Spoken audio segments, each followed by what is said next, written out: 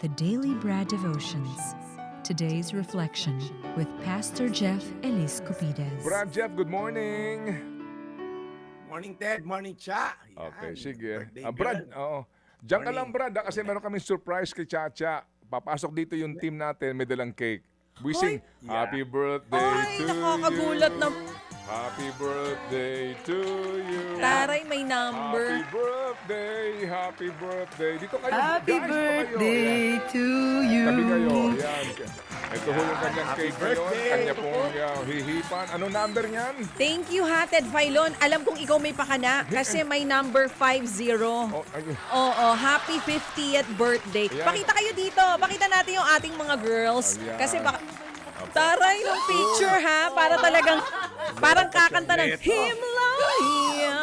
Oy, thank you naman. Eto na, magwi-wish na ako. Sige, oo. Sana Ito ho po ngayon. makulong ang mga involved sa flood control projects.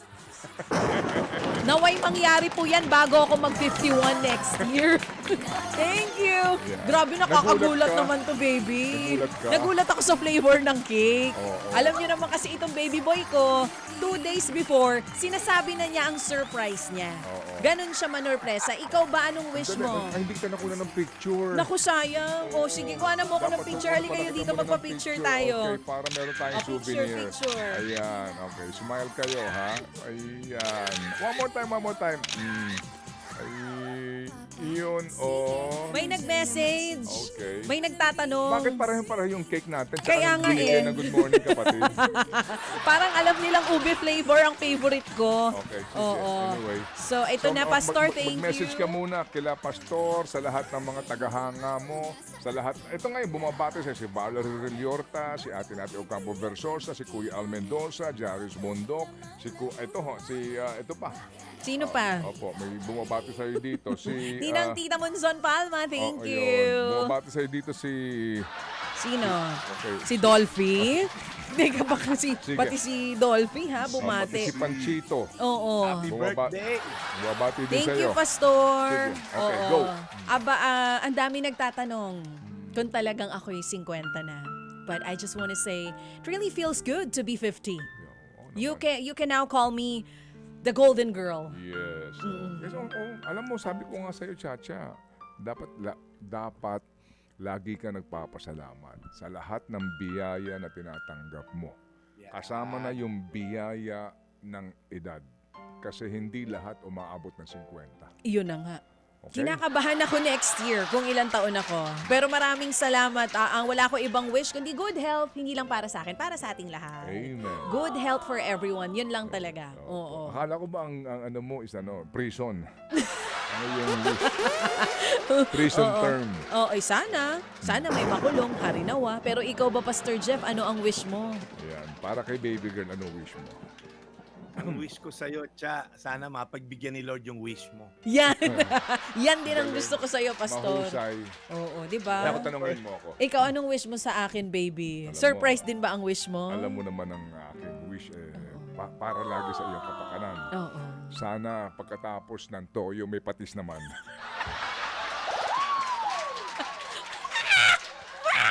Birthday.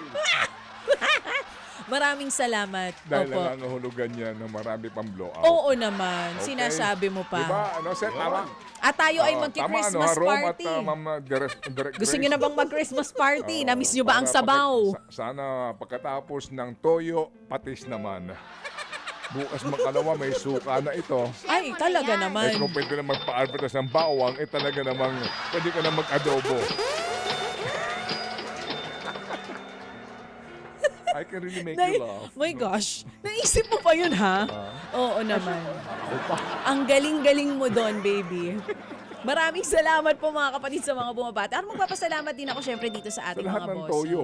Sa lahat ng toyo, ng lampen, sa atin pong mga ano dito, advertisers. Thank you po sa inyong lahat. At number 1, syempre kay Lord for another life. At higit sa lahat, syempre baby sa'yo. Hindi naman. Talagang ako ay wala dito sa kinahihinat ng kuntoyo kung hindi dahil sa'yo. Lahat ng ito naman talaga ay nagsimula sa'yo. Sa iyong tiwala sa akin. Pasalamat Diba? naman kay Boss MVP, MVP, sa Of lahat mo ng mga boss course. natin dito. Si Sir MVP, maraming salamat. Ma'am Jane Basas, Ma'am Shena Olaso, si President Guido Sabaliero na Yes. nakasalubong natin kahapon. Kahapon. Parang tumangkad kahapon na nakita ko. Oo, sir. Thank you so much. Sir Patrick Paes, maraming salamat. Ma'am Ma'am Grace Jan. Navarro, Ma'am John Inigo. Marami pong salamat sa Cherry inyo. Baile. Ma'am Cherry Baile, Sir Raul. Opo. Ang ating bossing dito, Sir Alvin. Grabe. Marami pong salamat sa inyong lahat. And of Sige. course, Pastor Jeff sa ating mga staff dito. Okay. Lalong-lalo na sa ating mga girls dito, kay Erwin, yung ating core staff, at sa lahat po ng mga kasama natin dito sa True FM. Thank you Boss, so much. Robert Galang. Sir Robert Galang. At si Ma'am Lucy Cruz Valdez, syempre wag nating kalimutan. Erwin Galang. Sir Erwin, Sir Manny Galang. Sa Bennett lahat Galang. po. Sir Bennett. Sana maramdaman din namin, Sir Bennett. Sige. Sir Manny, di ba birthday? Nung isang araw. Yan, belated happy birthday. And once Okay. again, si Ma'am At Cherry birthday din ngayon ni Boyet Gonzales na Mandaluyong, ha? Citizen Boyet Gonzales. Neftali Gonzales Jr. Virgo din pala si Sir Boyet. Birthday Mabuhay niya po today. lahat ng mga Virgo. Mabuhay ka, Sir Boyet. Mabuhay po tayo hanggat Sige. gusto natin. Okay, salamat na marami, Brad. Wala pang binibigay si Pastor. Pastor Jeff, dapat may kinalaman sa golden year ko, ha? Ang iyong aral ngayon. Anong meron dyan? Parang hindi para sa iyo to. Although well, tama sa iyo to kasi mayaman ka na. Naku Sige. po, kiklaim ko Ito. po yan. Ikiklaim ko yan. Oo. Sabi ni Okay, Violet dahil Lusada, papayag. happy birthday din daw. Thank you, Miss Violet. Okay, Brad Oh, ito Jeff. na. Pastor Jeff, anong meron ngayon? Anong ifi-flex mo na magandang balita? Well, actually kanina related to sa lifestyle check na discussion natin kay Congresswoman kanina Laila Pero na-realize ko rin dahil sa dami mong toyo, papayaman ka na lalo. Eto, magandang warning to ni Apostol Pablo sa mga may sobra-sobrang yaman. Sabi niya kay Timothy, sabihin mo raw sa mga mayayaman sa mundong ito, huwag daw silang magyabang, huwag maging arogante, huwag umasa sa kayamanan nila na madaling mawala, sabi ni Apostol Pablo. Sabi niya sa halip, put your hope in God. Na dun dapat daw tayo sumandal na nagkakaloob sa atin sa lahat ng bagay na ikakasiya naman natin. Hindi naman po siya killjoy si God na parang bawal ka ng magluho. Hindi naman. Sabi niya, who gives us things for our enjoyment. And then sabi ni Apostol Pablo, teach them to do a lot of good works.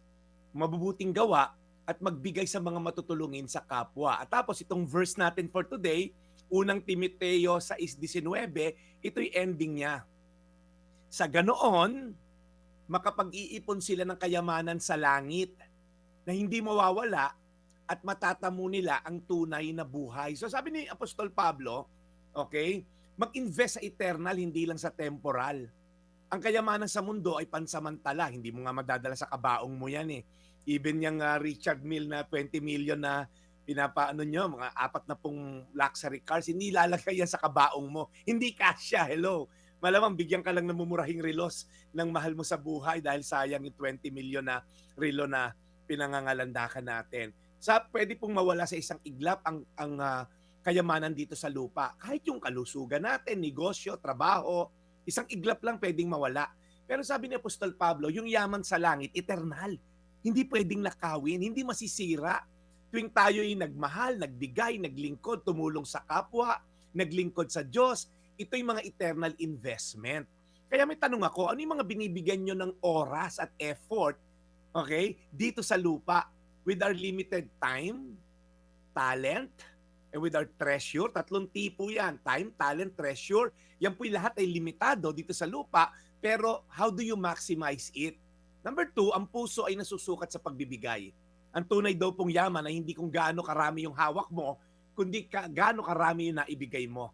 Generosity is not about how much you have, but how much you are willing to release for God's kingdom. And lastly po, ang pinakahuli, para sa mga nakikinig sa atin, baka gising na Brad Ted yung mga gusto nating paringgan, ang tunay na buhay ay matatagpuan kay Kristo. Sabi ni Apostol Pablo, okay? True life, makukuha po natin kay Jesus Christ. Ayan po, Jesus. Eternal life starts today, here on earth. Pag kayo po'y namuhay na may takot sa Diyos, kayo namuhay na may pananampalataya sa Diyos, at kayo namuhay na may pagsunod sa Diyos. Hindi mo makukuha ang buhay dyan sa sang katutak mong kotse, sang katutak mong alahas, sang katutak mong connection, every 6 years mawawala yung connection mo sa Malacanang. Pero ang tanong, kanino ka ba nakaakibat ngayon? Sa eternal ba o sa mga temporal? Mga kapatid, ang yaman sa lupa ay mawawala, pero ang yaman sa langit, mananatili. Unang Timoteo 6:19, sa ganoon, makapag-iipon sila ng kayamanan sa langit na hindi mawawala at matatamo nila ang tunay na buhay. Tayo manalangin, Panginoon, nakakasilaw po talaga ang karangyaan dito sa lupa. Ang comfort, ang privilege, ang entitlement na meron kami kapag kami mina-achieve na konting yaman at konting kasikatan. Lord, tulungan mo kami to humble ourselves. Dahil nilalabanan mo ang mga mayayabang at arrogante, binabagsak mo at sinisira mo, ngunit Lord, kasangga mo ang mga humble in spirit and in heart. So Lord, tulungan mo kami kahit kami may konting nararating, kahit kami may maraming yaman, tulungan mo kami to be humble and to serve others. Maging mapagbigay kami at maging generous sa mga tao na nangailangan. Katulad, Lord, ni Chacha na nag-celebrate ng birthday. Salamat sa kanyang buhay. Dinadalangin namin, Lord, na patuloy mo pa siyang biyayaan ng mahabang buhay at hindi lang mahaba, but quality of life. Mapalaki niya ang kanyang mga anak, Lord God, na maayos sa tulong ng kanyang asawang si Mike. Lord, bless her at sampun ng kanyang sa bahayan. Sa pangalan ni Jesus. Amen. Amen. And Lord, muli po salamat na marami sa araw na ito sa aming muling pakikinig sa magandang aral mula kay Brad Jeff. We continue to pray para po sa kanyang kalusugan at patuloy pong matagumpay na pagmimisyon. In Jesus' name, we pray. Amen. Amen. Amen. Salamat na marami, Brad, for the reminder. Again, salamat na marami. Thank you. So, Brad, we'll catch you again Monday. September na ga? Tama ba sa Monday? Yes. Oh, September Tuesday, 1. Kumakaway na. September 1 na sa Lunes. Kaya pala nakita ko na si Joe. Kaya nga, alam mo ba kung ilang days na lang before Christmas? Yes. 118 days Kaya to go. Kaya pala nakita ko si Joe. Joe. Joe Marichan. Naka-freeze pa ba o hindi na? Di ba? Magbabatian na naman tayo ng Merry Christmas. Pero saka na, dapat meron munang mapakulong. Ikaw talaga. O sige. Brad, salamat na marami. Kailan ba birthday mo again, Brad? January 22, Brad. I'm sorry. Start of the year si Pastor. Ang susunod na magbe-birthday ay si Dimpy and then si Erwin Ocanya. Dito sa ating group dito. Oo. Okay. Sino? Kailan birthday mo, Rome? Kay si Derek Grace. Ayan, tsaka ito mga kasamahan natin dito, syempre. Si Mitch Gonzalez. Tapos na. Ang kakatapos Katatapos lang. lang, hindi ba Hindi nag-leave ko nga mag-birthday si... yata yan 9 times. Pusa yarn. Oo. At may nanonood sa atin ngayon every morning, Sir Kuya Berto Berioso. Lagi siya nanonood sa atin. Thank you so much for tuning in. At lahat sila yung nagtatanong. At ikaw na ang sumagot. Ang tanong niya dito ay, totoo bang ikaw ay 50 na? Opo. Tanungin niyo po si Mama Tess kasi ang pagkakaalam ko, 13 pa lang si Mama Tess, nag-asawa na eh. Di ba panganay ka? Oo, panganay. Oo. Kasi 50. kasi So, dati yun ang tanong pwede niya. pinapayagan pa yata ng batas yung childhood marriage. Bawal yun. Hindi pwede yun. Oo. So sa mga nagtatanong, si Manong Ted na po ang tanongin nyo. Opo. Sabi niya kasi kung totoo man, dami mo na napapaniwala talaga. Ang sabi niya dito ha. Kung totoo man, hindi ko dama na 50 ka. Ay, oo naman. Nakita ho ninyo? Wow. Oo, sa wisdom na lang 50 na eh. Yung wisdom niya, yung talino niya. Hindi. Yung mabilis makalimot ng mga bagay-bagay, 50 talaga. Sa braso na lang. Wala eh. sa Yun pang isa. Huwag mong kalimutan na ang laman ng utak nilagay sa braso. Saka ang utak mo may buto. Naman, nag-iisa. Kahit ipa-x-ray nyo pa. Ina-x-ray yung ulo. Diba, Ay, may tatawa birthday ka mo na naman. Parang ikaw ang may birthday, ikaw ang masaya eh. Oo. Pastor, thank you. Pastor Jeff. Well, siya, ako lang, wala sa itsura mo ang 50. Oh. Hindi halata. Yan. Kala So ko nga parang next year kinonfirm pa- nyo talaga na 50 ako nang gigigil ako sa inyong dalawa. Pero Hindi. sige. Okay. Akala ko next year ka pa magsisikwenta. So, Okay. Thank you, Pastor Jeff. Maraming salamat po mga kapatid. Sa Lunes, abangan ulit natin ang magandang balita from Pastor Jeff. Mga kapatid, brothers and sisters, saan ka pa? Dito na tayo sa totoo. Dito na tayo sa True FM. Mga kapatid, mag-subscribe and follow po kayo sa social media accounts ng True Network PH. Yan po kami. Hanapin nyo lang True Network PH, Facebook, Instagram, YouTube, TikTok, and podcast. Mapa Apple or Spotify man yan, mahahanap nyo kami. Lahat ng mga napapanood at napapakinggan nyo po sa programa, nasa social media accounts namin yan. So, paano mga kapatid? See you sa social media!